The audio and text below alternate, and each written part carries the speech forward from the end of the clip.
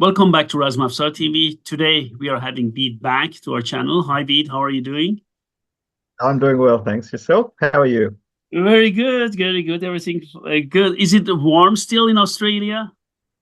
Look, it's comparatively cooler. It's only about 27 degrees at 9:30 or whatever it is, quarter to 10. Outside it's cooler, like it's about 21 degrees, but my house retains the heat and just keeps you warm until 1 in the morning. It's one of these days I'm going to get some air conditioning put in, but I've got a few structural issues with this. This is my family home. My grandfather built it in 1908, I think.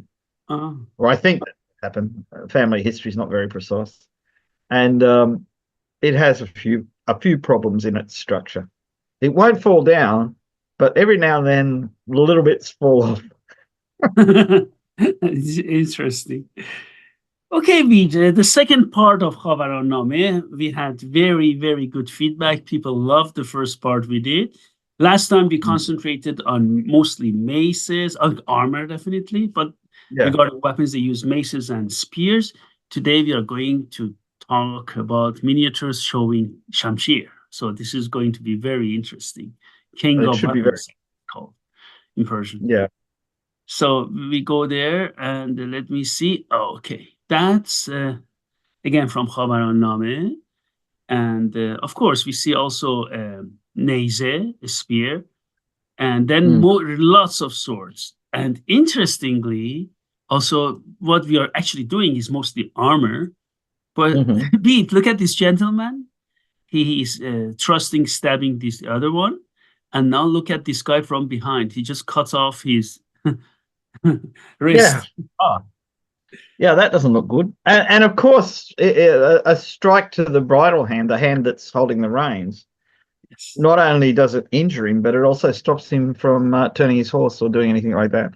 A lot of riders in calm circumstances or in competitions, like in things like barrel racing and stuff like that in the US and various other things, can have a very good communication to their horse through their legs, and they can make the horse turn without even using the reins, which is a good show of skill. But the problem is, when you're in battle, you can't have your horse being that sensitive, because you might have to suddenly stand up in your stirrups and lean to one side to avoid being stabbed by a spear or hit by a sword.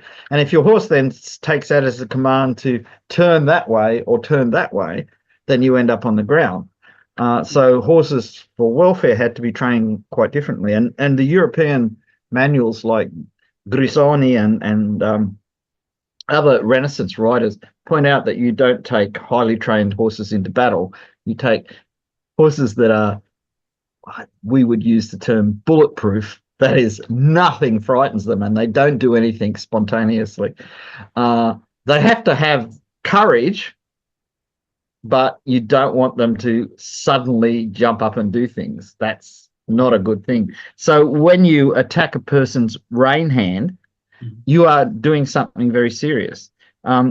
These horses, and you'll notice the two men charging with their swords held high, are holding their shields. There's little evidence that they're holding their reins in their shield hand. You can see the reins going down probably to the pommel of the saddle, because the horses are trained that if you drop the reins and you're impelling them with your legs, telling them to go forward, they just go forward in a straight line.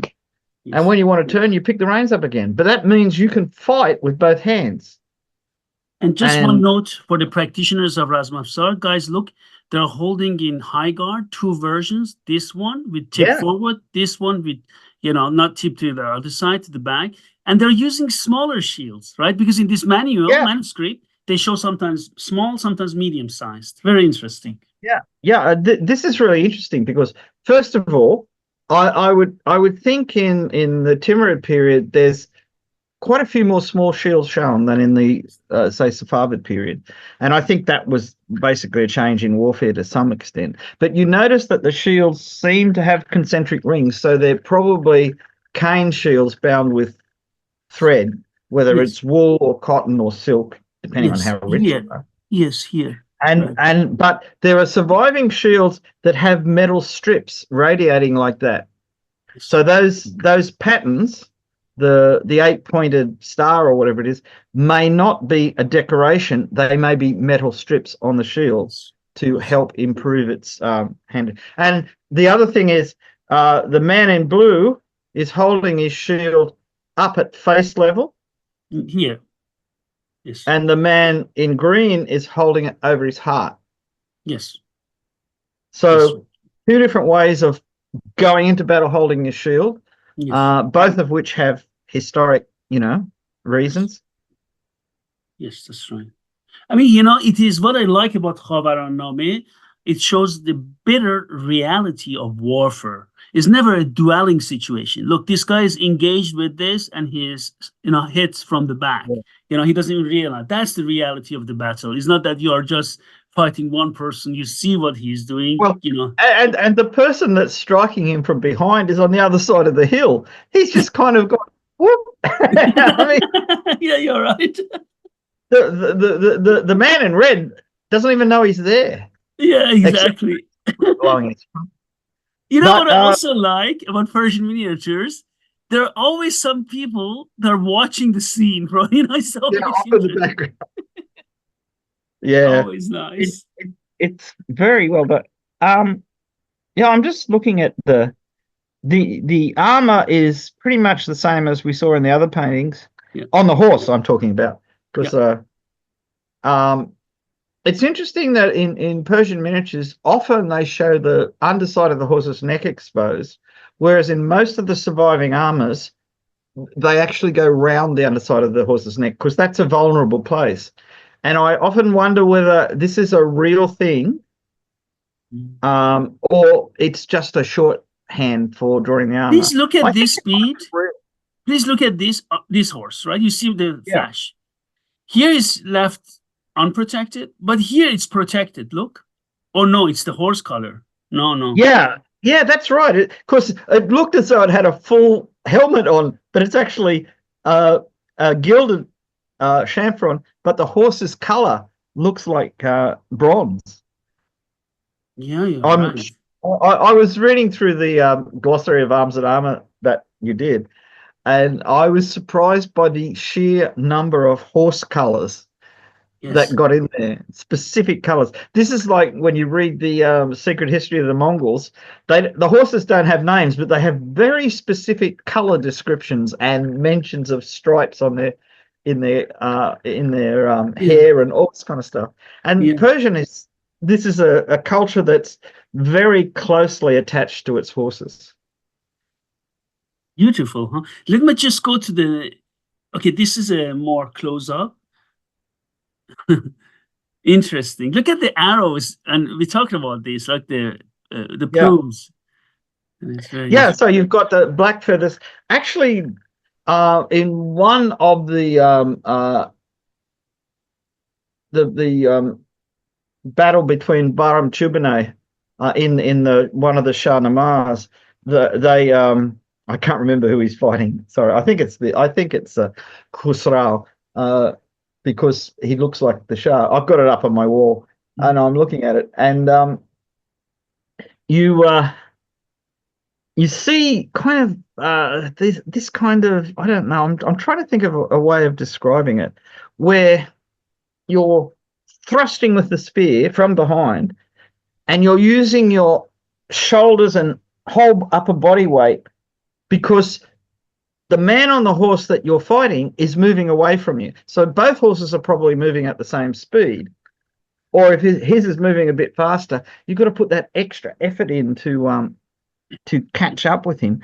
But getting back to the feathers on the arrows, the other thing is that in that painting, because it's extremely detailed, it's the only one I've seen where they've had two different coloured feathers. I don't mean on the same arrow, but they had some arrows with grey feathers, like goose quills, and others with black feathers, which may be meant to be vulture or something like that. But black is the most common colour you see for feathers. The red knocks, almost certainly, even if they're self-knocks, they like painting knocks red. And if they didn't paint the whole knock red, they'd paint the inside of the slot of the knock red. As just, it was I think if we followed up, and we might find it in one of the manuscripts, that it'll turn out that whatever that red is, it's probably an insecticide, like red lead paint, something that's not. I mean, if you chewed on it, it's bad for you, but it's probably something that prevents some kind of rot or insect damage, because when I was working with Dr. Grayson on the catalogue of his archery collection, one of the Turkish arrow boxes, this is a box for storing flight arrows in, I mean, you could carry it and you could wear it on a belt, but it wasn't meant as a shooting quiver. It had a little inscription on the inside in Ottoman Turkish, and it was Ya Kabikal, which means "Oh wormwood." And wormwood was believed to kill moths, and moths were the enemy of feathers on arrows. And so it had this little, like a little prayer or a spell or whatever you say, to stop the arrows from losing their feathers. Now, anyone that collects old arrows knows that the rarest thing is to have some survive with the feathers on. Yes, absolutely. It's very rare. I mean, usually the best you get is a track in the paint. Yes, on the shafts, where you can see where the feathers were and how long they were, but very rarely do you get I think in my Indo-Persian arrows, I've got 2 or 3 with feathers on them. I might have more. Or maybe some of the broadheads still had feathers on them. And among my Turkish arrows, no, I didn't have. Dr. Grayson, he had a very large collection of Turkish arrows, and he definitely had ones with feathers perfectly intact, and Indo-Persian ones that were perfectly intact. But in one case, and it was a box of arrows, it was a present given to the Governor General of India by Prince, and it had a complete set of arrows, and they're still in perfect condition. Like if you saw one on a table, you'd say it was made yesterday. And the feathers are beautiful. And when you see these, the people looking at this painting, when they weren't interested in the heroic goings on, would kind of in the back of their mind say, yeah, the feathers are all the same shape, they're all lined up, everything is just like you see in real life. Even though they kind of, I like the fact that they kind of paint, well, they don't paint the background because there's no paint behind the arrows. That's why it's white, I'm guessing. Either that's the underpainting, but look, or that. Pete, here is not white. Look, most are white. Here is not. Yeah, that's but the arrows themselves, the arrows are delineated to show color, and my guess is that quivers are often packed. Like 30 arrows in a Persian quiver, that quiver's packed, and there's no gap between the arrows. So it is like a background color, and I think for the artists of the time this was done, that's what they're used to seeing. But when you paint it, if you try and paint every individual arrow, it's not going to work, and particularly when you consider how big these are. Yeah, I mean, those arrows are probably less than a millimeter wide in the painting. I mean, the fact that you can get brush strokes so thin to show the shafts of the arrows shows how skillful they were. They are very. Look at these helmets, Pete. Again, this helmet we saw it already, like the so-called turban helmet, and then it's male, right? Yeah. Here, male. And there's two things about that. One, there is a gold band around the bottom of the helmet, which we discussed in our previous video.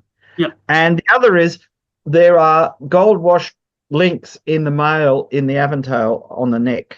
Yes, here. So this seems to be quite a common thing to do. Now, they may be just brass links, because that bottom part's not as important, but it looks nice and they don't rust. But and look at this. Look at here. This is decoration. Yes, it is. This is almost certainly embroidery on his, or there's a type of collar that has a lot of decoration on it, which they call cloud collars because they look like Chinese cloud patterns. Mm-hmm. And some of those survive separate from the garment, and they're very carefully embroidered. And it's possible. See, the problem in Iran is they both had the skill to weave the pattern into the cloth before they made a garment out of it. Yeah. Or they could embroider it in after. So you get red cloth and you cut it to the shape of your garment, and then you do the embroidery, and then you sew it together again. I think this is embroidery because it goes to here. And the width of the cloth they used was about that wide. So there's usually a seam about there. So if it was all in one piece, woven with the pattern wouldn't go that far, I don't think. It could, but the Chinese, when they made imperial robes, they wove there's a seam down the center. They wove the two halves on a loom with the patterns, the dragons and everything, but with the break. So when you sewed it together, the dragon's arm would come across the seam. And sometimes they covered that up with a little bit of embroidery.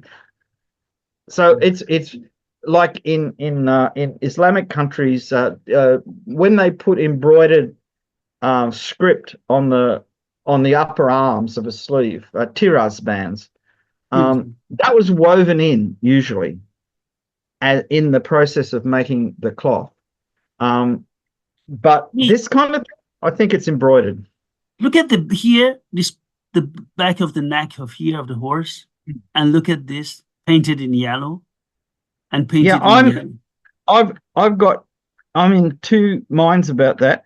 It technically, if you look at the horses in the background, some have bronze colored ones, one has purple.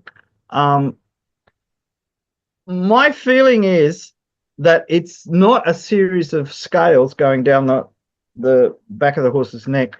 It's a series of straps over padding to hold the two sides of the armor covering the neck. Yeah. And I think that's what it is. I wouldn't bet money on it because it's very hard to tell from a painting. But when you think about it, you'd have to have some kind of padding there to take the weight of the armor on the neck. And having lots of little straps spreads the weight out. Having, two or three would concentrate it and they would dig into the horse's neck. I feel that it's probably fabric, but it's quite reasonable to put metal plates down there. And having lots of short ones means the horse can bend its neck okay. Mm-hmm. But if I had to, I would say it's almost certainly cloth. Padded cloth, maybe 4 or 5 layers of cloth. Very good. And another thing I just wanted to add, I don't know if you've noticed that, Bede. Look at the eye of this horse. You can see it. And these two, I think they're zombie horses. No, I'm just kidding. I'm just kidding. That was a joke. I think the paint came off, right? Yeah, exactly. Yeah. I think you're right. I think that's exactly what happened. Oh, the other thing I noticed when you brought the cursor down there is notice the two bow cases have 2 suspension points. The bow cases. Okay, I'm going to put my cursor here. Yeah. And here. Yeah. Yeah. So those bow cases, for whatever reason, for that period, from probably the Jalayirid, just at the end of the Jalayirid period, well, of course, Timur overlaps the Jalayirid, you start to see double suspension points on quivers. On bow cases, I should say, which kind of match the quivers. But a bow case doesn't need as many straps as a quiver does, because the bow is very light in comparison to the weight of the quiver. I was looking at museum specimens. Some of the German museums put the weight of bow cases in there. Yeah. And some of the bow cases weigh up to 700 grams, which is a lot more than the bow does. So that they're very stable. But these are the single support ones. These ones may be quite thin leather, and they may have very little weight. They may be only a couple of 100 grams. And before we move on, Bede, I just need to say something. There are also lots of manuscripts in Persian, written in Persian, about types of flowers and plants and trees of the period, Safavid, even Timurid. I never paid attention to them because I say it's not my field. But looking at the flowers here, I thought that would be great because they have also paintings in that manuscripts. I saw that. They say the name, and some of these names we use in today's Persian, but some of them went to semantic shift.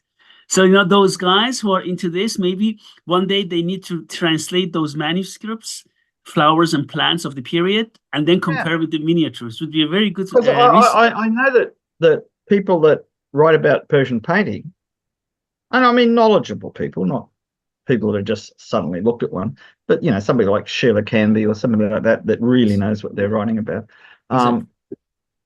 Talk about the flowers and the plants and how they're meant to suggest the season that things are happening or whatever. But there's always that background thing that Persians like flowers. And if they can put one in a painting, they will. I mean, these are the people flowers. Aren't they beautiful? Look, they're everywhere. Yeah, I mean, it's just, and you know, it's all through the art too. But even the little sprigs of grass and things like that. You know, in the middle of brutal warfare, you see flowers everywhere. Right? Beautiful. It's very true. Yeah. Go to the second one. Look at this. Oh, one. wow. Wow, right? Really unbelievable. Okay, a very sad thing happened, guys. My apologies, our apologies, because this gentleman seems to have lost something, as you can see. Oh, yes. Yes. Yeah, and the rest of them, again, lots of swords. Again, now two different types of high guard, tip forward, tip back. And now, oh, look at these spears, right? How they are doing it, right? Yeah, they're both doing overhand downward stabs. Yes. And holding it right at the back of the spear, too, which is, this is in the one manual for spearmanship that I read, which was, the manual was in Kipchak Turkish, and it was basically from something like late or mid Abbasid manual, and then it was translated and summarized in Kipchak. And it talks about where how far up the shaft or down the shaft you hold a spear or a lance, and you always have it so that the butt spike is just past your elbow, so you don't accidentally stab yourself. Now, once you've turned it around like that, you don't want to. If you do that, and then the other guy kind of jerks forward, you might end up with the butt spike in your face. And I've still got that butt spike on the table. You don't want this stuck in your face. No, God, no. It's gonna really hurt. So they actually had a whole series of techniques to stop things going wrong. And you know, one thing again, like last time. I know it sounds very brutal, but the guy on the ground, this gentleman on the ground, seems like he's crawling in water, right? Look, it's a perfect crawling. Well, I mean, there's only so much you could do. I mean, technically, the man in the middle has been disarmed in the most brutal way. There's a poor man under the hoofs of a horse on the left who has been cut in half at the waist. There's a sheep been cut in half. Yeah. So it's not just people that get badly treated. These kind of battles, you don't this really shield, you mean, right here? Yeah, it's cut in half right through the boss. Yeah, I didn't see that first. Yeah, you're right, cut in half. Yeah. I still see I'm it. looking again at the top of the neck armor on the horses. Notice, I really think that's meant to be padding.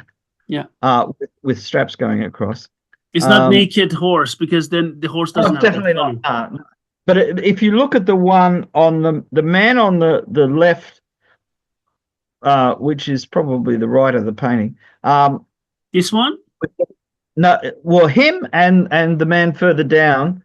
Yeah. If you notice, you can see they've drawn in straps going across there. Yeah. Yeah. They're quite clearly straps. So I think that's padding with straps to hold the two. Maybe the size of the horse's neck was the most common place they got injured, so therefore that's why they concentrated the armor there. Obviously, the front of the chest is a place. Maybe because of the way they rode, the horses' heads weren't up; they were normally down, which protected that front part of their neck. And they thought, well, we don't need to put armor there because the chamfron on the horse's face will save it. Because you're always balancing two things. If the armor is too heavy, the horse is too slow or gets tired too fast, so it's not as useful. If it's too sparse, it's not good enough to protect the horse at all. So if you're charging someone or someone's charging you and you shoot at them, the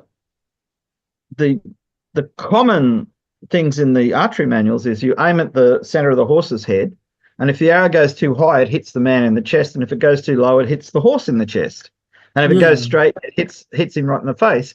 Well, that's what the chamfron's there to protect from, and I think that's quite reasonable. You look at the see, I'm still not sure whether the man in black or the men in black, we've got both of them, whether the black is the result of oxidization of silver, where it was depicting male, or they're just black tunics, because black was the color of the Abbasids. Yes. And the Abbasids, while being Sunni, had Shiite supporters. Yes, many from Khorasan. Yeah, and eventually, when the Abbasids adopted black as their color, because they were Sunni, a lot of Shia people didn't like black as a color to wear. So it's possible. I really don't know. I think there's a fair chance. Yes. Yeah, it's really hard to tell, isn't it? I can't tell. Yeah. But you notice that. Yeah, that strike on the arm, I think it's going into his neck as well. Yes. He's just not having a good day. No. and the person that's doing it is very calm and nonchalant. He's nonchalant. Yeah.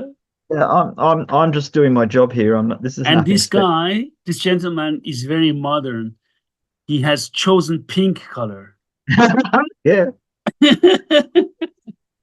is the thing. I hear a lot of people discussing medieval reenactment and criticizing other people for saying, "Oh, it's all grey and everything like that."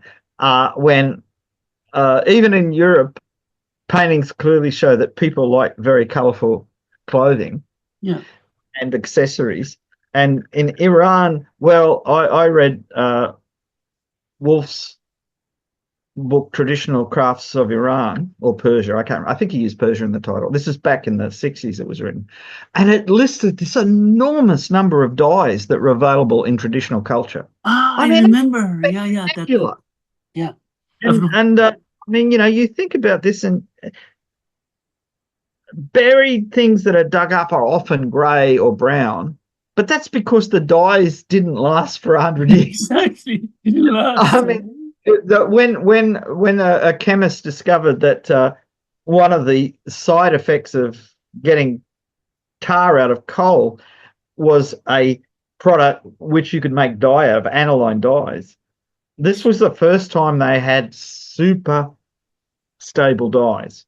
Because other dyes, well, they had mineral dyes and they had plant dyes, but I mean, to get black, for instance, black was a difficult color. They would dye with indigo several times with different chemical compositions to finally get it black. In miniature painting, if they actually paint something black, sometimes they used a combination of minerals that turned acidic and ate through the paper. So you would have this miniature of all these people doing something, and somebody's coat would be gone because it's eaten its way through the paper. They used verdigris for greens.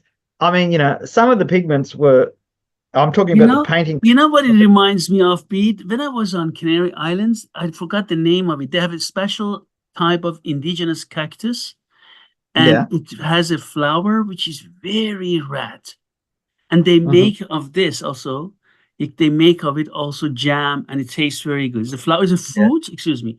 It's a flower and then a fruit, and that's like that. So the whole process and the fruit. And when you open it, your hands get red. You can't get rid of it. So and it tastes so good. For days you have this reddish color on your fingers, but it tastes very good. You can eat it like that. It's like turmeric. Yeah. People it's like turmeric, exactly. And red. They often look like they painted their fingernails yellow. Yeah. And I told them, oh, that's beautiful. And they told me they still do it for coloring, dyeing. But in the past, it was a huge industry. So they send this dye and color worldwide. But nowadays, because of all these industrial made colors, the demand declined because it's expensive, of course, to make such a thing. And then I was so sad. I said, look, all these newly made things destroy. Bede, the color is unbelievable. When you ate it, it tastes so good. But the color dyed your finger for days, right? Unbelievable strong. It's like beetroot. Beetroot, the color out of that. Well, in the Middle East, they take radish, cut it up, and then dye it with beetroot to make pickles. Yes. And that color is very strong. Very. So plant colors can be a lot more effective than you think. But if you make a cloth with it, sometimes some plant colors like indigo and that will last for years. And in indigo itself, I remember corresponding with somebody who was selling silk. When I was making bowstrings out of silk, I had to find someone that would supply the right kind of silk. And on their website, I think they had a thing that when you dyed raw silk with indigo, silk is a bit sensitive to UV light. So if it's out in the sun a lot, it gets fragile. But apparently indigo stops that. So indigo dyed silk lasts better in sunlight. I mean, obviously I've seen old silk garments where it's just the threads. A friend of mine's got a beautiful silk Afghan coat, and just the seams, the silk has just disintegrated. No. The silk on the body is fine, but it just needs to be a few lines of stitches put back in it. But and sometimes the silk survives because of the dye, and sometimes the silk dies through lack of dye. Here we see Hazrat Ali cutting a deef, right? And you see that it's very interesting. He's supporting you see the number of these techniques. I saw, I thought, that's interesting, because then he's like this. Yeah. And in the book, in the poem, they also describe that he used this. They describe this technique to get more powerful cuts, and then they show it looks so deliberate and controlled. Yeah. I mean, again, we're looking at a painting, and we can see things in it that are real life things, and how the artists, with just showing a hand, got across this idea, which, as you say, is in the poem. So they're really, I mean, he's got that serene look. Yeah. I mean, not worried at all about this horrible demon that's attacking. Yeah. Oh, he's gone. That's, and he's holding the hand. Remember, before we started to record, look the way he's holding it, so loose, relaxed, right, like a bow. Yeah, tied here, relaxed at the front. Yeah, and completely extended out, because completely. It starts maybe up here, it comes down. Guys, I need, what Bede is saying. All of you who practice Razmafzar, those who don't and watch, all miniatures in Persian, we have been discussing it before, they extend their hands. Look, we are talking about Persian swordsmanship. Bede is completely right. They extend their hand and they keep it relaxed, not like this, no, well, cramped way. It's extremely important to say that. Miniatures show us textual evidence writes about that. And also when we practice, you realize in cutting tasks and practicing and fighting that you need to keep it extended. Excuse me, go ahead. It's surprising how much extra effect it gives to a cut. I tried it using a dead straight sword. When I was younger, I was a foolish young man, and we were riding past on horseback pumpkins on fence posts. And I had a blunt Chinese jian, two-edged sword. And when I say blunt, it was made blunt because it was for doing exercise with. It wasn't meant to be used for cutting. And using that grip on a Chinese sword, striking, and I do actually have photographs of this, I think, it would just go straight through a pumpkin. Yeah. Didn't even hesitate, because you got a full extent pullback. Even blunt, it would cut. Yeah. It's interesting. This is we're lucky that there are manuals. Yes. Because just relying on paintings can be misleading. But when you've got text, you've got illustrations, and you've got practical experience of doing it, then you know that you're pretty sure that you're on the right track. And do you think here Hazrat Ali is shown with a male? You cannot say, huh? You cannot tell. No, because see, it's got the embroidery on the surface. It does. Yeah. Which doesn't mean there's not mail underneath, because you would make the outer part of the coat do the embroidery and then put it together. Now the inner parts of the coat could be layers of linen, mail, linen, maybe even padding like felt. So it would be very difficult to tell, because the outside would look the same as an ordinary coat. Usama ibn Munqidh got into trouble for this once. Yes, I remember that. By one of the commanders, because why didn't you put your mail on? Because it's too heavy. Look at this coat, and he got a dagger out and he ripped it open, and he said, look, there's 2 layers of mail, one layer down to the waist on top and another layer down to the knees underneath, different mail, different thicknesses or whatever. He says, it's too heavy to wear before you go into battle. You put it on just before battle.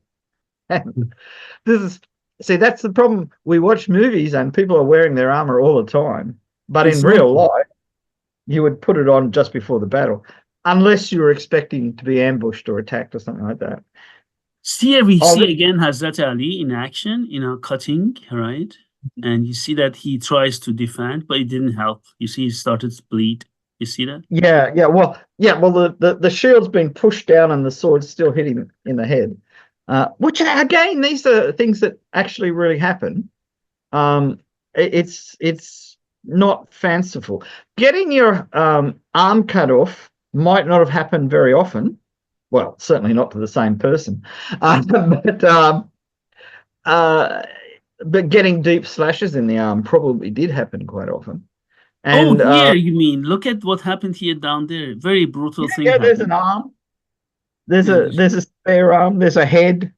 There's the top half of a person. I mean, these are serious. I'm looking at it from artistic point of view, right, guys? Yeah. So. Well, I mean, it is a painting. It's not a real event in the sense that, it's reporting on an event, but it's not the real event. Yes. It's interesting that, so Ali is striking right-handed, which is normal. Mm-hmm. The archers behind him are shooting left-handed. They're holding the bow with their right hand and shooting with their left hand, which is known but not common.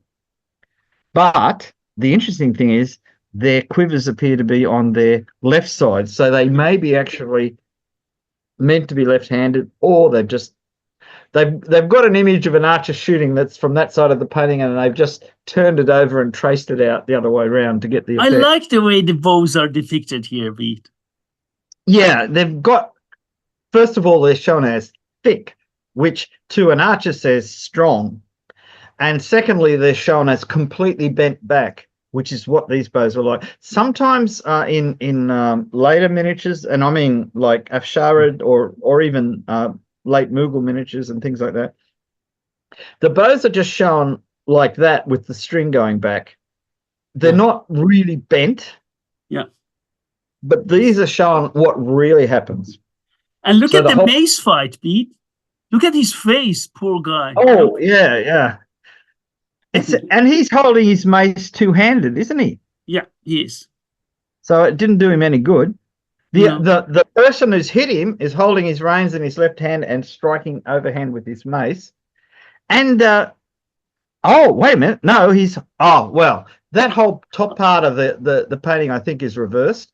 He's shown holding with his right hand and striking with his left. But I think really the whole top part of the painting, they've used a reversed image from another painting, because he's striking left-handed, the archers are shooting left-handed, and they're wearing their quivers left-handed. I don't think that's meant to be.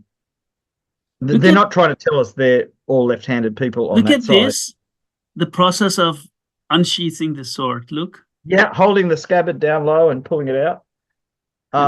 Which is a viable. There's two techniques. I think I have a sword that you can do this with safely. Yeah. Well, when I say safe, may not be that safe. Sure, no problem. So there are two basic methods of drawing the sword when you're on horseback. One of them, you're holding your reins and the sword ends up on the outside of your arm. So when you draw across that arm like that. And that's what you do when you're holding your reins with the left hand. But if you're not, you can do what he's doing, which is hold the middle of the scabbard and just pull out. Because he is not holding his reins at all. Just second beat.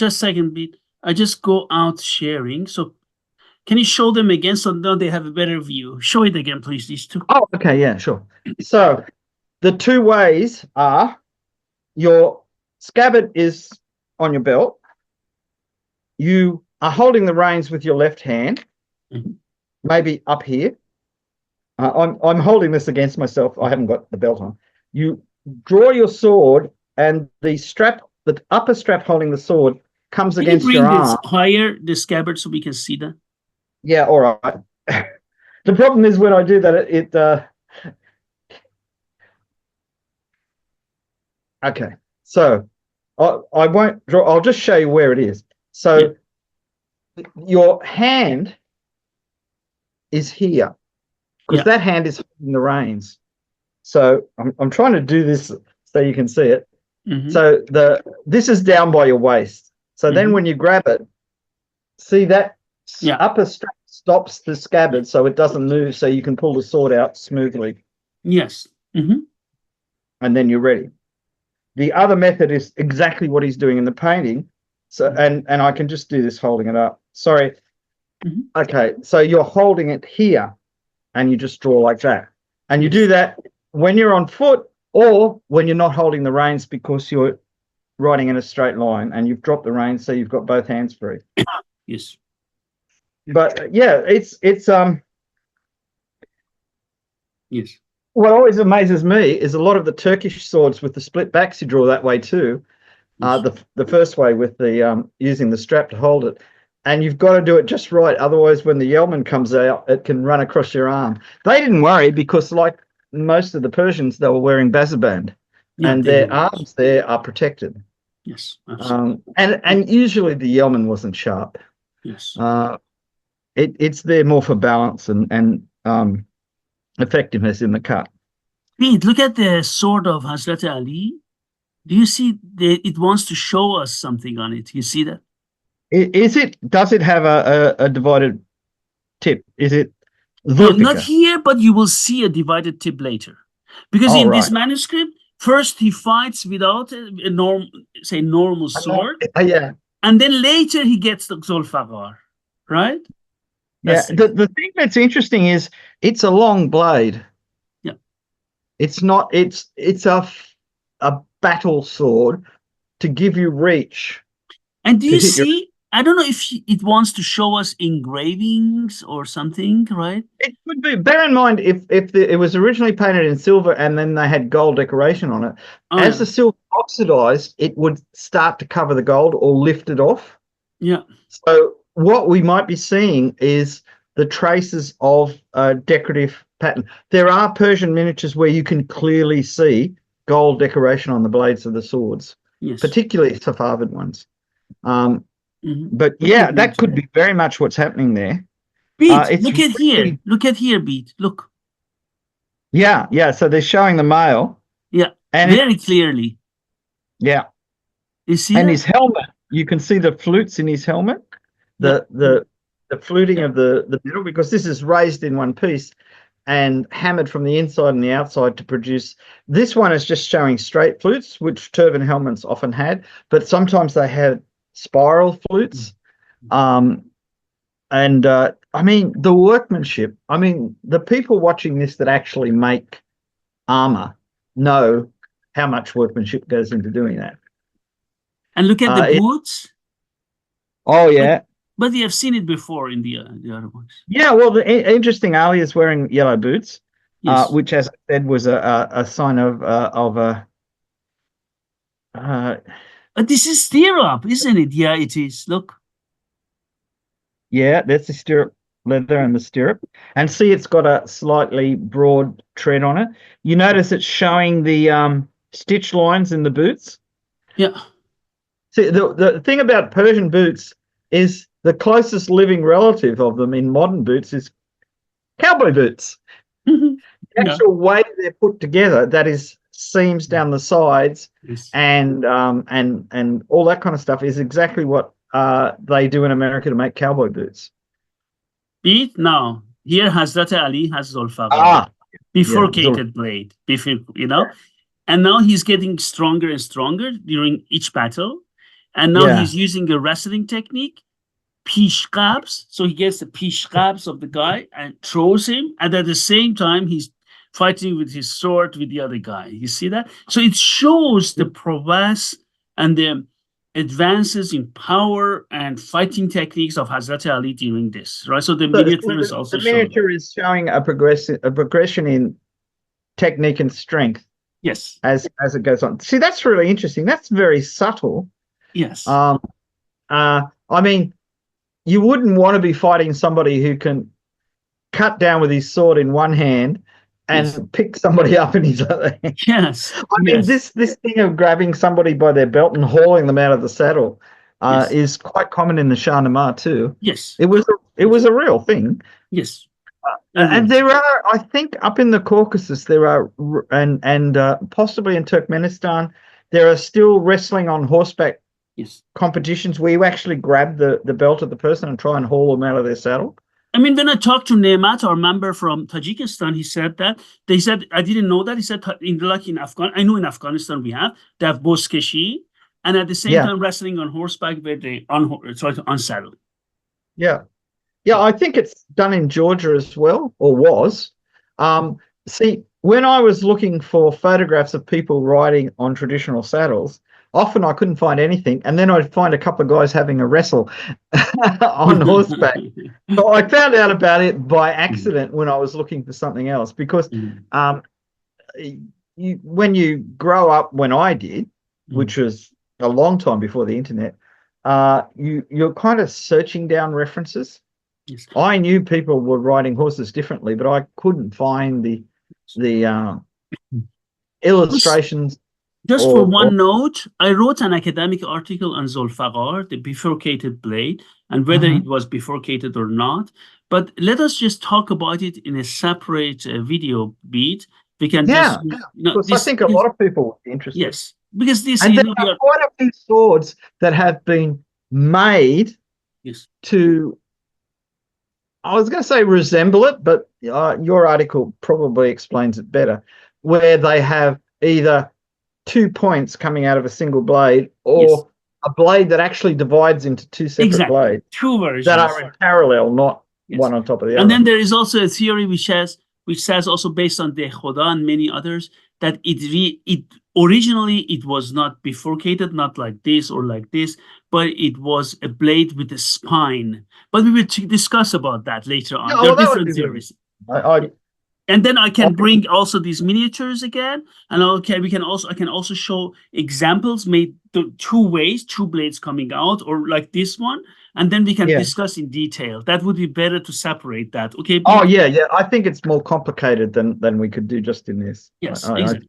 So I will prepare that. So this is this one. Please take a look at this. Now we have a better view on that. Please look. Oh yeah, I didn't notice it. Either one of his friends or one of his enemies has grabbed him by the wrist.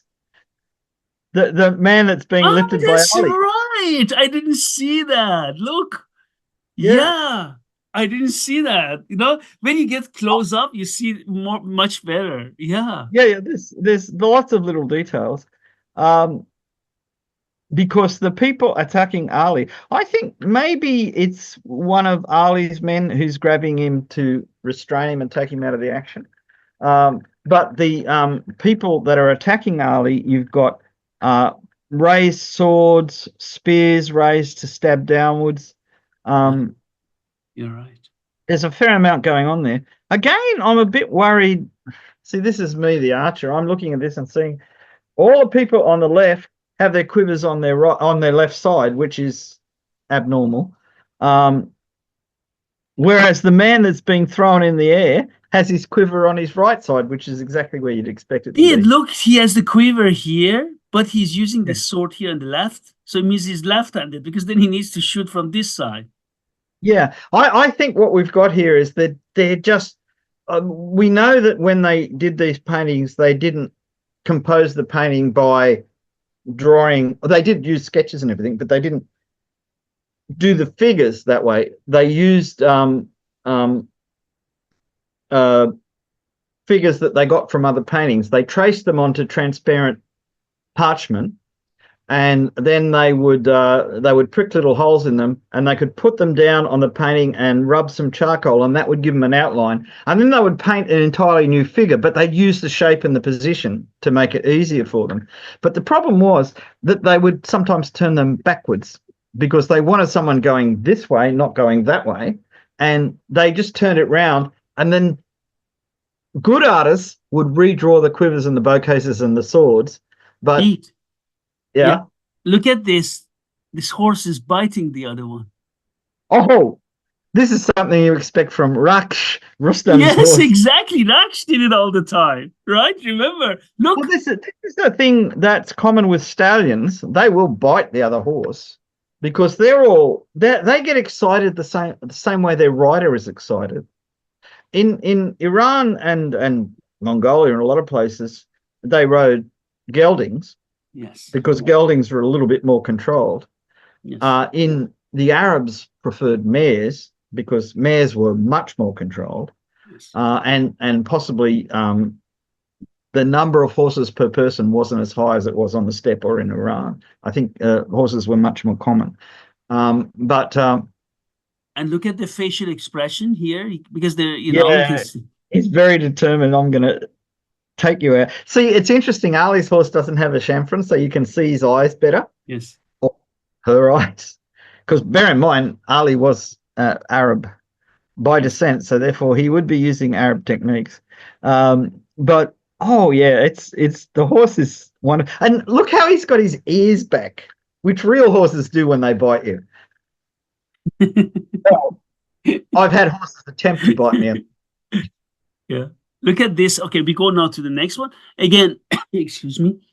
Bifurcated Zolfaghar is shown. Yeah. Again, I think it's the same horse. Yeah, I think so. Yeah, it's the same horse. Yeah. And spatulated quillian. The ears are so big. Could it be a mule? I don't know. I have to read and to let you know. Yeah, we'll have to find out, because it could be. He may have had a special mount. Yes. And it may have been a mule, or it may have been a horse with big ears. I have to read it. I'm sure the text is very, very detailed. I'm sure it will explain it to you. Notice people have their bow cases and quivers on the right side now. Yeah, you're right. And look at this spatulated quillian. Do you see that? Like some shamshirs. Oh, yeah. And that's the thing that real swords have. I mean, particularly in the 15, absolutely. 16. Not all have the rounded knob. I love this spatulated coin. In Safavid period, I see many of them. Yeah, you see it in early Turkish swords as well. Look at here on the ground. Oh dear. Well, they both look like they're sleeping, even though one's head's cut off and the other's probably missing a great chunk of their innards. It's.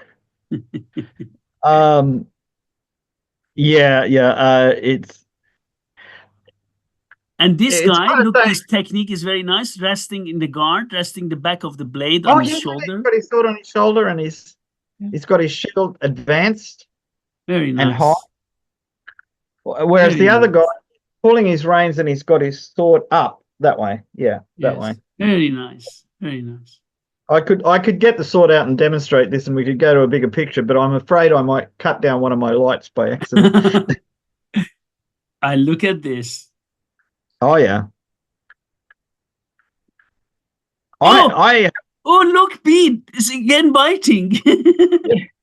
And he's got a very disapproving look on his face. Yes. The horse, I mean. How dare you threaten my master? Very nice. It's just that kind of characterization. We've got the flowers again. We've got different plants, different types of flowers. Yes. We've got a little pine tree of some sort. And then, you need, for example, need to stress, the painting style is Persian, the writing is in Persian, Belazi, Tahmas, Jobargi B. So it's a transfer, talking about the heroic deed of Hazrat ʿAli, the same way as Rostam was fighting. So I just need to say it's a Persian, way. Oh, yeah. So purely Persian in culture. Notice, I think I've just noticed, see how the scabbard is depicted? The scabbard is depicted as though it was a very long scabbard. Yeah, it is. It's not, they're not just drawn in an ordinary scabbard and he's got a giant sword. Now, obviously the sword wouldn't fit in the scabbard if they were both of the same scale, but they're not, because this is not a diagram on how to make swords and scabbards. This is showing what the person would see as the biggest thing, which is the sword coming towards them and cutting their head in half. Look at the dimension of this sword here. Compare it with this. Sword. And so the victim's sword is more like the dimensions of a real sword. Yeah. Ali's sword is the sword that only a giant or a super strong man could use. Exactly. Which is appropriate. Yes. So yeah, that's very interesting. It's there's a lot of detail in this. Ali's horse and the other man's horse have their tails braided and tied into a little knot with little tufts coming out. Yeah. Which is a very common thing on the steppe. Here, let me show it. Yeah, here. Yeah. Yeah, exactly. Here. Yeah. This is a thing that you see on the steppe, even in paintings from the 10th century in North China. Yes. The horse's tails, because this is to stop somebody grabbing the hair of the horse's tail and pulling. Because in the miniatures, you'll see people grabbing a horse's tail to throw the horse off balance so the rider falls off. Here, this gentleman could defend himself. You see, his shield is cut, but at least he's not injured first, at least. Yeah. This is yeah. He's holding his shield in his left hand, which is what you would do. Yeah. But he's holding his reins in his right hand, which is unusual. But then his quiver is on his left side, which is also unusual. So I think this is another one where they confuse the sides a bit. Have you realized something? This is a very clever horse. Before being bitten by this horse, is escaping. It's seeing what happens to its friends. Exactly. Yeah. And the shabrak on under Ali's saddle looks like an actual design that somebody. Oh, this one. Yeah. This one. At the back of the horse. At the back. Sorry, here. Yeah. Yeah. That to me looks like it's based on somebody's looked at a woven shabrak. Oh, you're right. I've seen that in Iran. This design. Yeah, I think notice. Yeah. Yeah, you're right. Oh, and look, the horses in the background, just behind the hill. Mm-hmm. those parts on the top of the neck of the armor, it's clearly padded cloth. You can see it bulge between the straps. Yeah, clearly. You've got to look at it a lot before you can make any sense of some of these things. The sword again has a spatulated quillion, right? Look. Yeah. Very nice. Yeah, and the long langets going up the blade, which is typical. Oh, that's bad. Oh, he has a large shield. Look at it. Yeah. This is no longer a small one. Yeah. Very large. Look. Yeah, so this would be, like 0.5 meter in diameter shield, which is a big shield. But it has done him no good at all. No. No, that's rather. And I mean, it's holding the shield up above your head when there's a sword blow coming down. That's a good idea. Yeah. Just that when the sword cuts through the shield and your head, you've really kind of been unlucky. Again, this is another one where the quivers and the bow cases are on the correct side, mainly. The archer in the top left corner shooting with his left hand, which is exactly right. It's weird in archery that when you say shooting right-handed, you mean they're holding the bow with their left hand. And I'm just looking at the... do you notice the pommel on the sword of the man who's being struck? Oh, yeah, here. It's kind of knobby like a Hungarian saber. Yeah. It might be meant to say he's foreign or something, but... Very nice. The sword itself's quite believable. Again, there's people in the background wearing black. I'm starting to think this is black clothing, not silver that's gone black, because it's a very deep black. Yes. And again, Hazrat ʿAli in action. Yeah. Oh, this seems to be another horse. Yeah, is that Hazrat? He doesn't have the flames around his head. Ah, here he is. Ah, and see, big ears. I'm talking about the horse now. Big ears and spots. So I think it's the same horse, just changed color. Yeah. I think you're absolutely right there. Again, he's got in the strike before the other horseman can do anything. Yeah.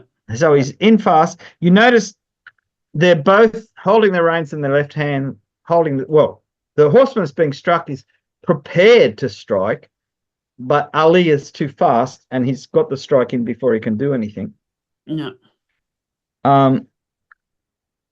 At least his horse isn't getting bitten. Yeah, in this case, no. Yeah. He's lucky. Beautiful. Notice the nature. Now I need to read the whole thing. I read it for Persian archery and swordsmanship, but here, look at this. Now here you don't see. All the leaves are fallen off, so I see the autumn or winter. Yeah, you see. Yeah, so season change. I mean, that's normal in paintings to show the season. Yes, but it's good when you can recognize it so straightforwardly. Oh, first I said, where is his sword? Now I realize his sword is here. Look. Yeah. So he's ready, but Ali's already struck him before he even moves. Look at this is a bad day for whoever. Is that Malik, the man in blue? Yeah. Yeah. Look at this. Look at the cut, how deep it went. There's something that the other time somebody was cut very deeply, the cut is shown as if it went in from the back. Yeah. Rather than if it went down there. Now, I think that is to make a better painting. Yeah. And also it didn't cut his face in half, because in a semi-profile like that, it wouldn't look as good. So it's cut down like there. So the artist has looked at ways to make this more. But I have to give to this gentleman. He keeps his composure. Look at his face in spite of. Yeah. Well, yeah, the man striking is totally calm. The man being struck, his eyebrows are raised. Oh, then you're right. He's raised. Yes, exactly. I suppose people at the time would say, "Yeah, I would have been a bit, surprised by that." Oh, he's holding a lance or a spear, right? You see that? Yeah. Very nice, very nice. And now again, here we have Hazrat ʿAli. Very nice composition of swordsmanship, very realistic. Extended hand, look the way he's holding this. Look the way, it's like as if he's holding a bow. And then Zolfaqar, and then again fighting against the Div. I don't know what this gentleman is doing here. Maybe he's like a hostage. He did rescue people quite regularly, I think. Yes. I think, see, he's wearing, this is interesting because they're portraying ʿAli, and ʿAli is an Arab. He's, in this case, he's not wearing Persian coat, and he's wearing an Arab salab, in the last painting he was wearing Persian, right? You're right, but he's now wearing Arab. Yes. And this time you can see the decoration on the scabbard quite clearly. That's right. Very beautiful, extremely beautiful. Look at the handle of the sword bead on top. Do you see the cursor? Yeah, quite thick, isn't it? Yeah, beautiful. Whereas ʿAli's sword, see the pommel is just like a much more modern Persian sword. This shows you how far back that design went. Yes. But the other sword is showing you another design of grip on the sword, which you see in a lot of Shirazi manuscripts from the 1400s. So it must have been a style, but I don't think any swords have survived with that type of grip. Again, that's same with the pommel cap here. This one. Yeah. This one. Oh, look, this guy is also not a good day. Yeah. At least he got his sword up off his shoulder before he got killed. Oh, look, Bede. Do you see this shield? Yeah. The missing part is here. Right. Oh. I just realized it now. It's wonderful. When you make it big and you talk, you see things you haven't seen before. Yeah, I think in this case, we're looking at a short sleeve male shirt on the rider on the left, the successful. This is male, correct? Yeah, I think so. Yeah. Yeah, and I think it's meant to show bands of gilded rings or something. And look, Bede, the horse has the same pattern almost. Yeah. Look. Yeah, that's what struck me as so unusual that they're showing this in detail. See, the other horse armor might be meant to be colored leather, strips and that.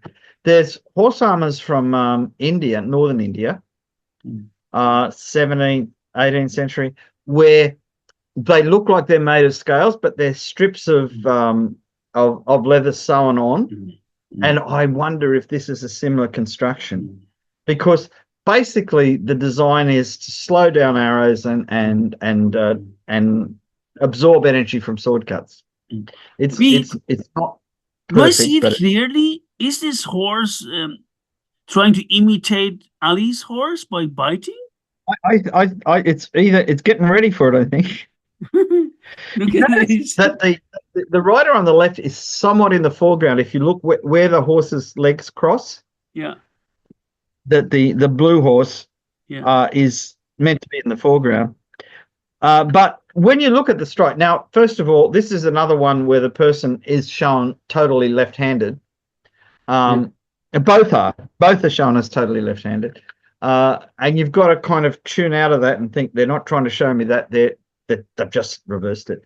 But the idea is the man with the shield has to drop his reins to use his shield up high. I mean, if you were just riding along and holding your shield down close to your chest, it doesn't matter. You can hold the reins at the same time. But when you're using a defense where you raise the shield high, if you're holding your reins, it could pull on the horse's mouth or cause other confusion. So it's probably better to drop them.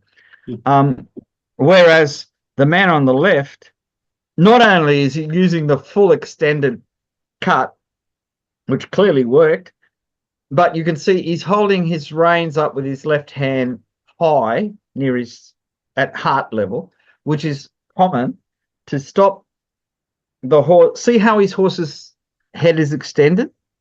Yes. And this is, I mean, partly the way that he's holding the reins to give the horse more room so that the horse can move more easily and faster. Whereas the man who got cut in half, he's dropped his reins, and you can see the reins near the base of the horse's neck going towards his waist, because they're on the pommel, probably on the pommel of the hand, or the pommel of the saddle. It's interesting that he's almost flung that sword forward. It's really quite a strong strike. Yes. Oops. Yeah. And we go to the next. Look at, the head is missing. Where is the head? On the ground underneath the horse. No. Okay. Yes, on the ground. Yeah. Yeah, exactly. And notice the two arterial spurts of blood for the arteries on either side of the neck, carotid arteries. Yes, I saw that. Oh, there's a bit of medical knowledge in there. Yeah, you wouldn't want that happening. I mean, certainly you probably wouldn't have felt it when it happened. No, it would have been over too quick. But interesting. That's really interesting. Again, he's aimed just above the shield. Yes, above the shield. Because the man's shield is in a good position. But not somebody that's prepared to take the strike for the neck, which isn't easy. I mean, you train for it, but it's not easy. No. More people got their head cut off by somebody's knife after they're on the ground than they did. Look at this. This has a back edge. You see that? Yeah. For some reason, in Persian paintings, it's always shown as concave. Yes. Like it comes in. But any surviving swords, it's always slightly convex or dead straight. Exactly. So I think that's just how they drew swords, not what they... I mean, somebody might find a sword like this. Yes. And there's one type of sword that the Tartars used that looks a lot like that, but it's still basically straight on the back edge rather than curved inwards towards the front edge. But it looks nice in a painting, so... Again, here we see Hazrat ʿAli, but again, with this earlier sword, without bifurcated one. And again, like his horse is putting its ears back, which real horses do in times of stress. And this time everybody's the correct handedness. You can see the bow case has that funny little design on it that we were talking about in the first video. Right. Still don't know what that is. Looks like a jar. Yeah, it does, doesn't it? It is. And look, Beat, again, what you mentioned. Look at these two strings of unbelievable Beat. Do you know what it means? They knew such a thing would happen. Oh, well, I think people in the 15th century saw a fair number of beheadings, even if it's just judicial beheadings.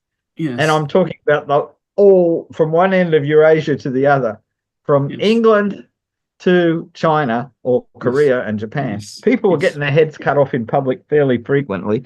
So people would know about these things. Yes. So which is shown in this art and in this painting.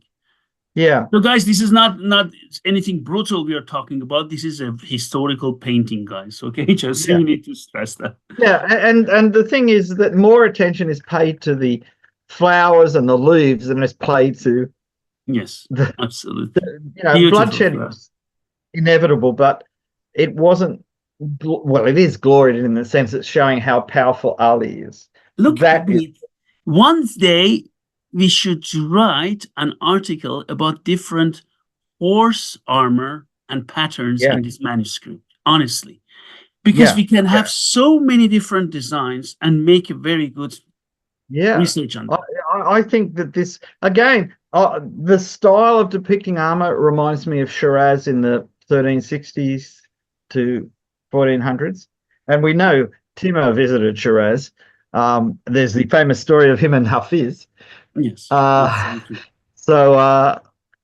Yes. Yeah. I think there's a lot of really interesting stuff in that. Oh, he's getting very angry with a dragon. Yes. Then this time is again bifurcated Zulfagar with a pommel cap. And that one looks like it's two blades parallel, doesn't it? Yes. I mean, it's hard to tell in a painting, but it does have a feel to it. Again, he's wearing yellow boots with high heels. Yes, with high heels. And I think the robe in this case is meant to be an Arab robe again, because it doesn't have buttons going down the front like a Persian robe would.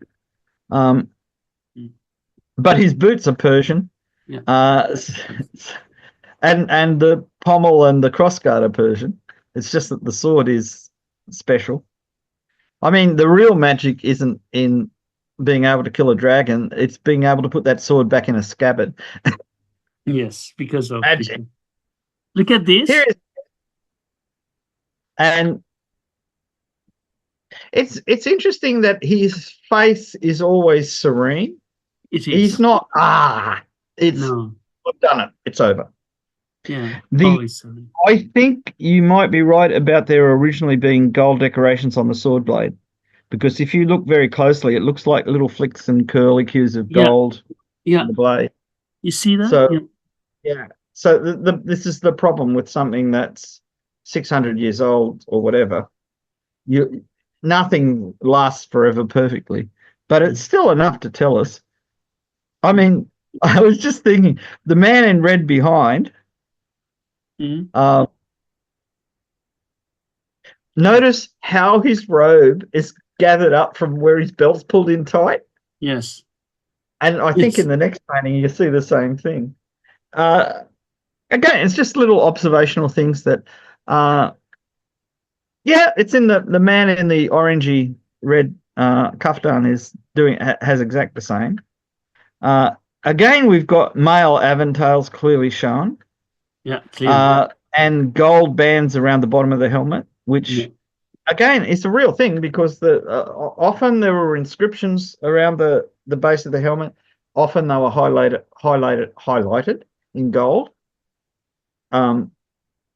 So there's, this is, again, we're not looking at diagrams of how to make armor, but we are looking at paintings that were done by people who had seen armor and are depicting it in a way that they believe their patrons will appreciate.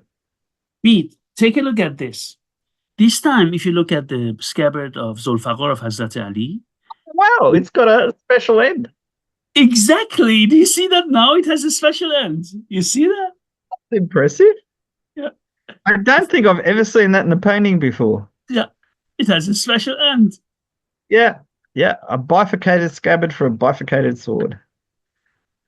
Very nice. Huh? Wow. And the man who's been killed, his horse is looking around saying, "What just happened?" Exactly. I just see that, right? Yeah. Whereas Ali's horse is very calm. We're just going for a ride in the park. This happens every day. Very nice. Yeah. Very nice. And still flowers everywhere. Still flowers everywhere. Yeah.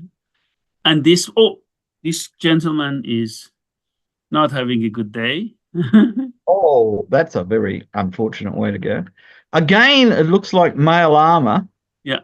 With bands of either scales or different colored rings to make a pattern. Very beautiful. I really would like to ask someone to replicate this type of mail from the Timurid period. That would be really great to do that, honestly. Oh, yeah. Well, we've got examples of their plate and mail armor, Timurid plate mail armor. Yes, and so we know roughly the size of rings they'd use and things like that. And the using of gold wash rings or brass rings, if you haven't got the gold. I mean, on a real armor that would weaken it, but gold wash doesn't weaken it; just makes it more expensive. Yes.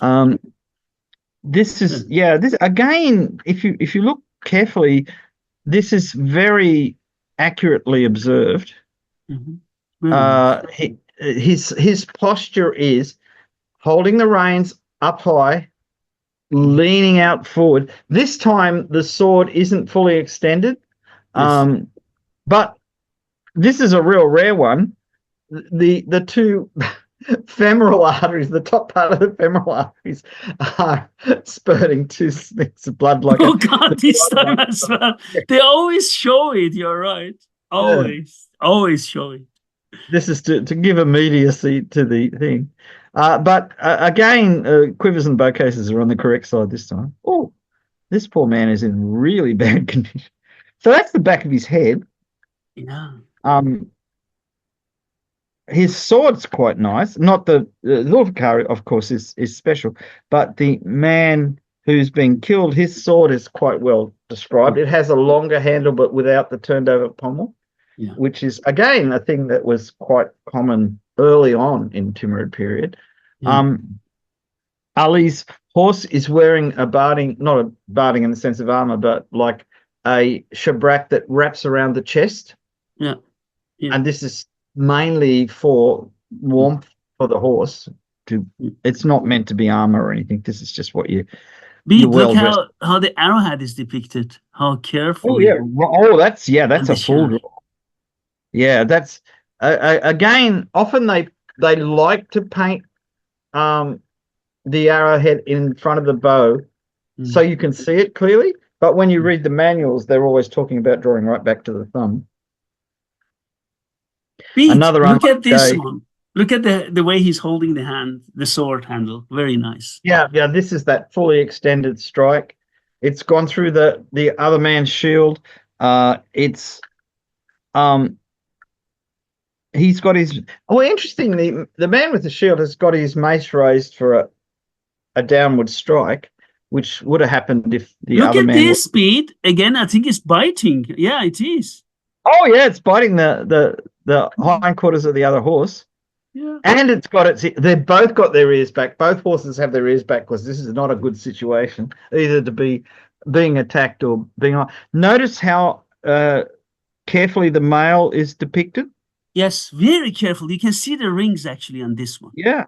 And both on the, and notice the top half of the armor has the decorative gold parts, but the bottom half of the armor only has a decorative gold band at the bottom. Yeah, that's right. Beautiful. I remember. Oh yeah. Yes. Also, so you can do the top. It's got that kind of full body swing in the sword blows. Yeah. We're not just going flick. We're going whoop. Of course. And look how the hand is. Unbelievable. Yeah. But if you miss when you do that, and you're in big trouble. Yes. Again, we've got a left-handed. Well, both of those sections have left-handed archers. Well, I think it's the same person. Sorry.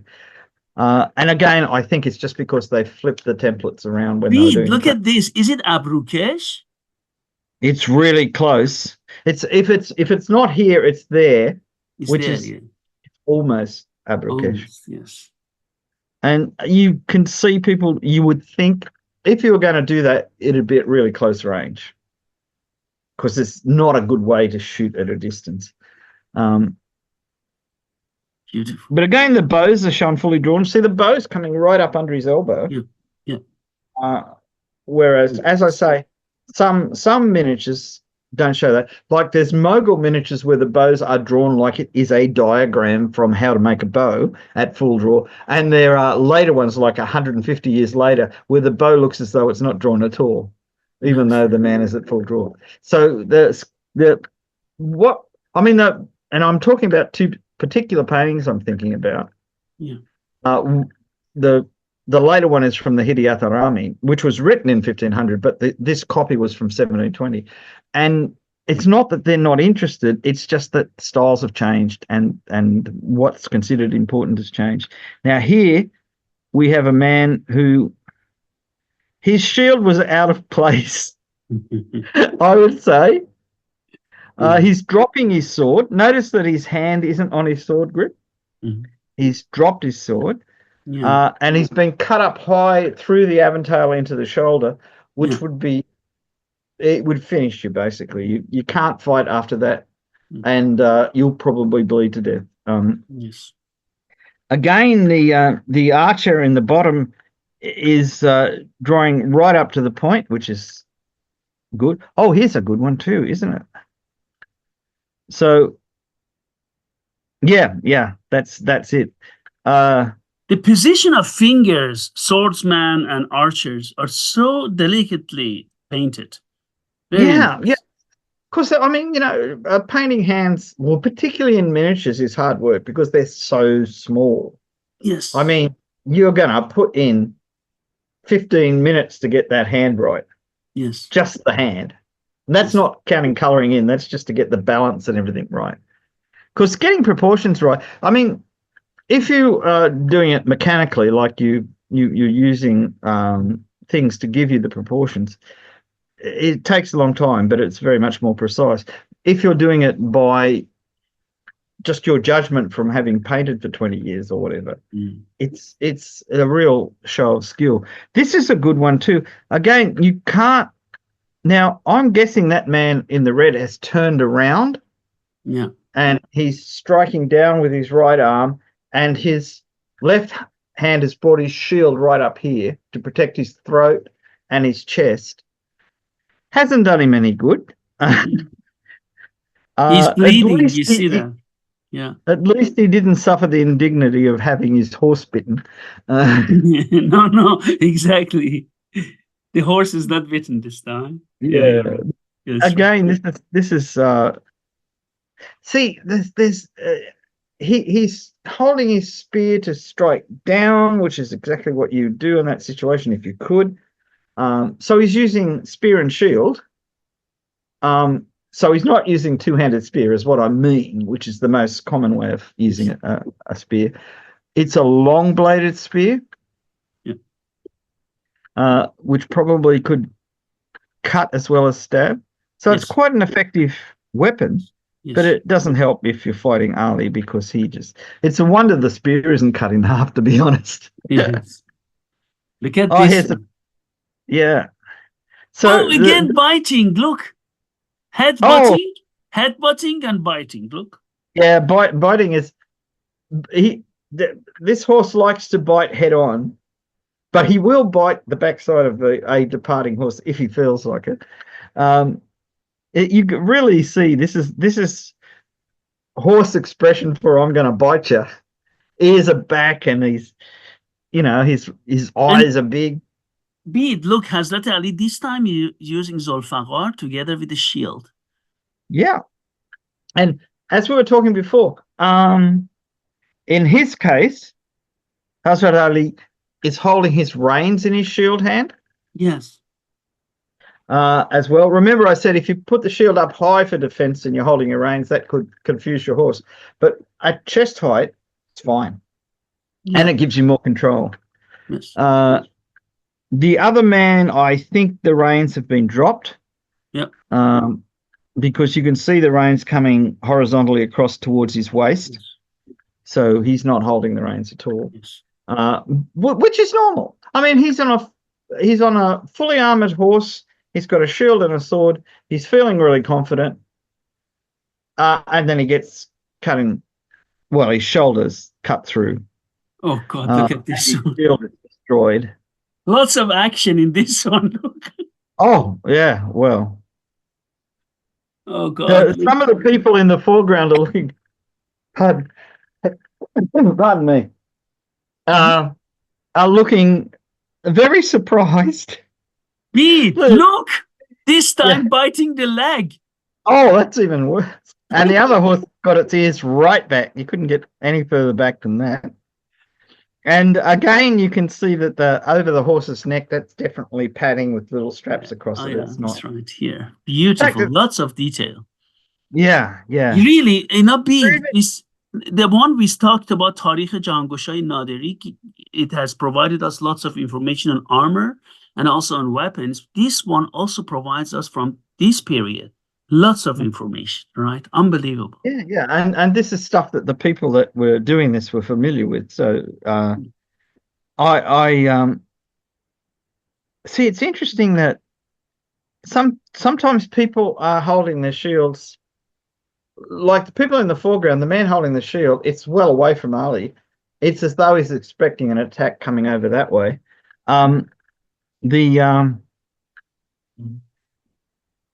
That's a bad position to be in.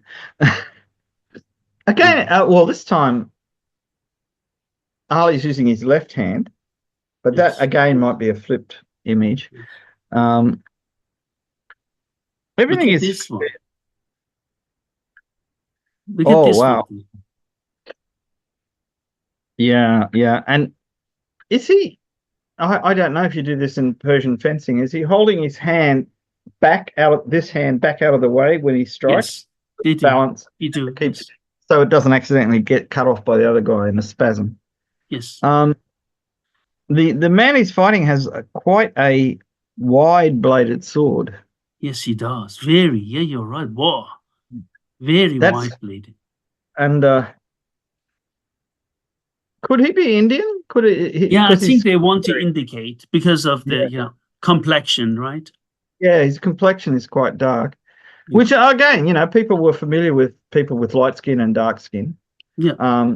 Yes. I was reading this morning Barbaro's description of the Indian Ocean in 1514 or something like that, and he's talking about the different colors of people he meets going up the East African coast and then past the Persian Gulf and Aden and all this kind of stuff. So it's really interesting. People, he was European, obviously, but people were aware of skin color, but it didn't seem to be an important thing in terms of, whether a person was a good person. One of the rare circumstances here, we have these accounts in Tarikh Jangushe Nadiri that there was an older guy fighting with two shamshir. I think we talked about it. And Nader asked him, he was very brave. And then after the battle was won, Nader said, where have you been? Or where were you, when Shah Sultan Hussein lost to the Afghan troops? And he said to him, I was there fighting bravely, but you were not there. Right? So this is one indication. And this is also, I love this painting, shows a man, because in textual evidence, we have people who fought two Shamshir, lots of it in Persian, but few miniatures show that. And this is one of them. Look. Yeah, it's quite unusual to be shown. I mean, to use two swords, you've got to be able to afford two good swords. Because if you only had enough money for one good sword, you would only use one sword. It's better to have one good sword than two. And you need to be ambidextrous as well. Yes, very well, nice. Yeah. I mean, a lot of the Persian strength training in the Zorkhane was to develop equal strength in both sides of the body. Yes, so it was to have a balanced strength in your body. Yes. Beautiful, isn't it? Do you like it? I really love it. Yeah, I can't remember seeing too many paintings where somebody's holding two swords. It's pretty rare. Very in paint. Yeah, it's pretty good. The pattern on the man with one sword's coat, the undercoat, not the top one, that's the same pattern they use for Birjandi armor or mail with little ribbons. It is true. The same. Yes, it's an armor. Yeah. Clearly. And look, Hazrat Ali using his sword two-handed. Yeah, that's so rare. Yeah, also rare. In this book, we've seen it a couple of times, but it's very rare. Yeah. There's a sword that belonged to Mehmet al-Fatih, the conqueror of Constantinople. And it's massively long, and it does have a two-handed grip. It's in Topkapi. Look at this, clearly showing it. Do you see that? Yeah, so and the text writes about it as well. The text refers to these scenes very clearly. Yeah, well, see, that clearly shows there were two-handed sabers. They were. I mean, to be able to use them, you had to be really strong and really skillfully dexterous, because you're fighting somebody who might have a shield and hit your sword on the edge and on the side, I should say, and get in and get you. So you've got to be able to move your sword around fast enough to defend against that.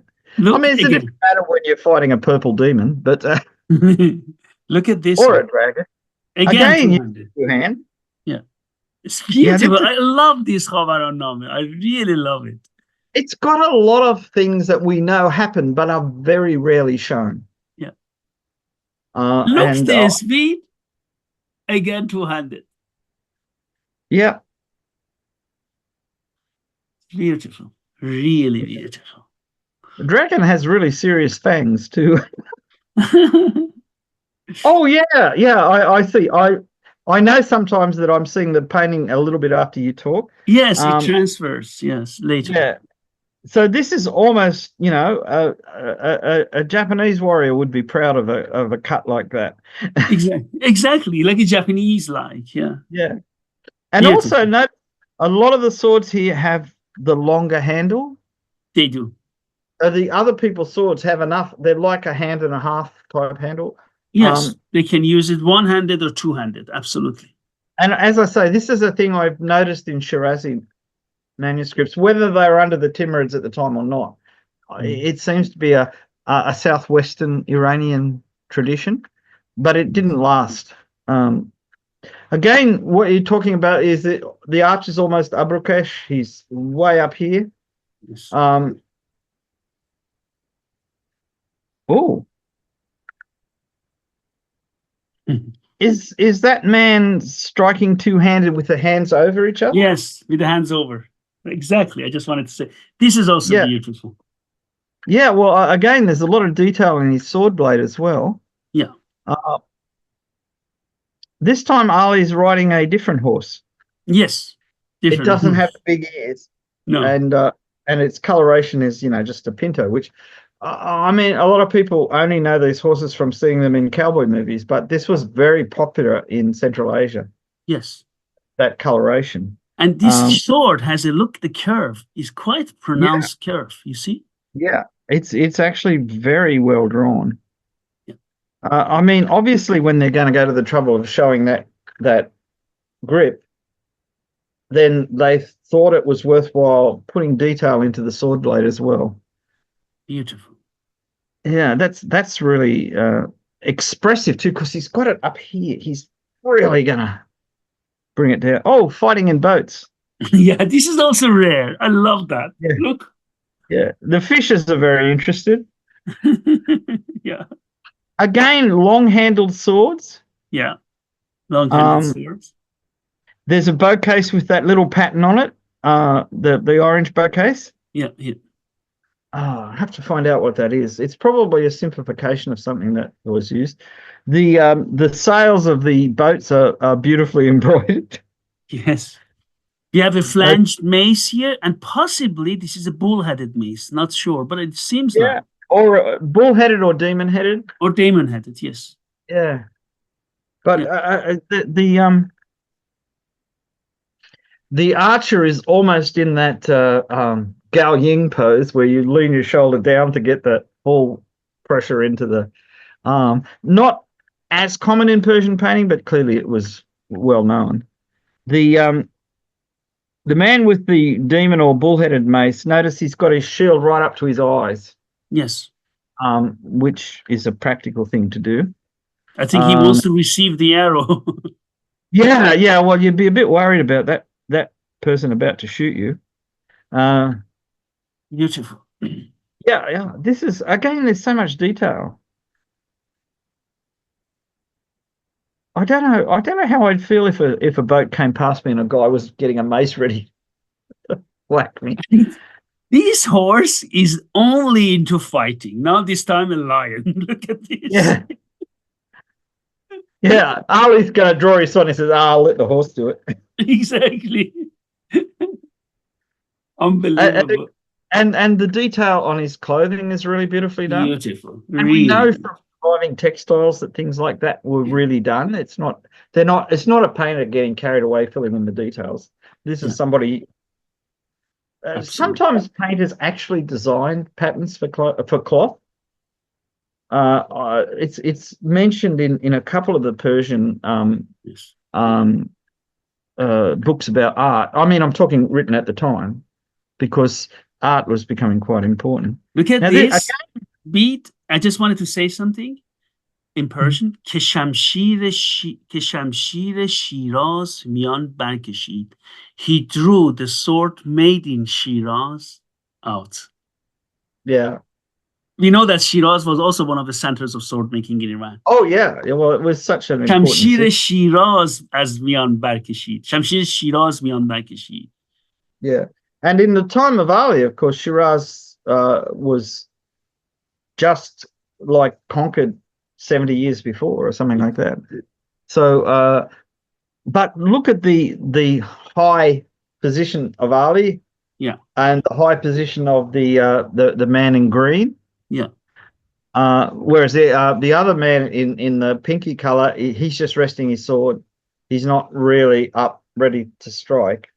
And here it says, بخون تشنه را کرد سیر. He fed the dagger which was thirsty with the enemy's blood. These Persian poems are unbelievable, huh? Yeah, well, some of the daggers, the surviving daggers, have inscriptions like that on the blade, that they want to drink the blood of whatever, or sometimes it's romantic. Like this.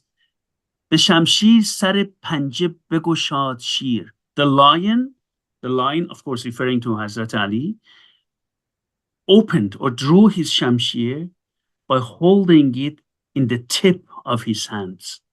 You see that? You see that, Viet? Not like this, right? سر پنجه برکشید. You see, like this, سر پنجه. Yeah. And he's unbelievable. That position where he can strike down, he can strike underarm, he can do anything from that position. You know, we have done already lots of analysis on different things and also wrote a lot. But you see, if you come back and revisit every manuscript, textual evidence, pictorial evidence, you can still write lots of things, more and more and more. Well, I think sometimes too, what you saw the first time you looked at something, you weren't informed enough to notice the details. Yes, I agree. By you, I mean us. Exactly. And then you learn more, whether from manuscripts or whatever, and then you suddenly realize what the artist is showing you. It's shorthand. Only people who knew the thing understood what the idea that's coming across. It's not always explicit. Sometimes it's just an implicit idea. Yes. Yeah. This is again, also, okay, I don't want to go into this at the time, but, also this is an angel shown, right? And then we have also different things. Oh, God. Is it meant to be the Kaaba? Yes, it is, actually. Yeah, It is. So, yes. Very nice. Ali to the rescue. Yes, very nice. Yeah, beautifully done. And look at this. Oh, this horse is armored this time. Is it? Look. Oh, here. Yeah, sorry. I was still looking at... No, and then it's still biting. Yeah. That is a determined horse. This time they armored it, right? Yeah. And again, this time on the man in red, you can see the decorations around the rim of his helmet. They're quite detailed. Yeah. And he has a helmet where the fluting is spiraled up. It's not straight. Yes. It's not straight. Again, real helmets in collections are made this way. Yeah.